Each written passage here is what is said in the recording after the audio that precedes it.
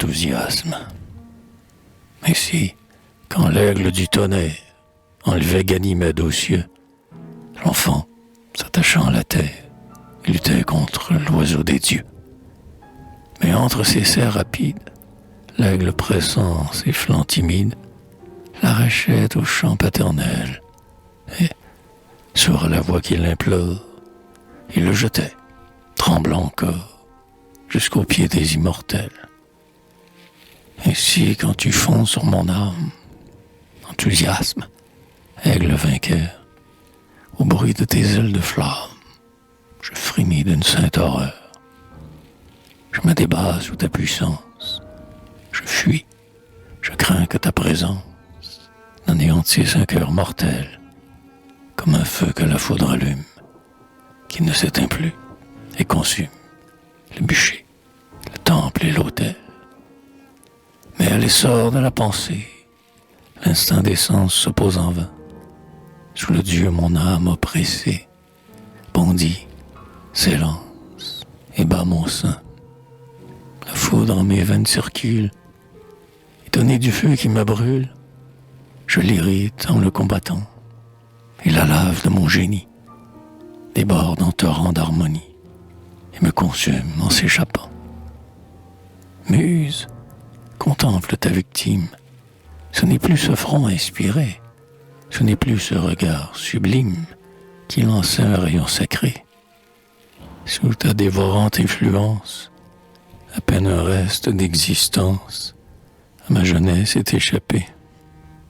Mon front, que la pâleur efface, ne conserve plus que la trace de la foudre qui m'a frappé. Heureux le poète insensible, son luth n'est point baigné de pleurs, son enthousiasme paisible n'a point ses tragiques fureurs. Sa veine féconde et pure coule, avec nombre et mesure, des ruisseaux de lait et de miel. Et ce pusillanime Icare, trahi par l'aile de Pindare, ne retombe jamais du ciel. Mais nous, pour embraser les âmes, il faut brûler, il faut ravir, au ciel jaloux ces triples flammes. Pour tout peindre, il faut tout sentir. Foyer brûlant de la lumière, nos cœurs de la nature entière doivent concentrer les rayons, et l'on accuse notre vie. Mais ce flambeau qu'on nous envie s'allume au feu des passions. Non, jamais un sein pacifique n'enfanta ces divins élans, ni ce désordre sympathique qui soumet le monde à nos chants.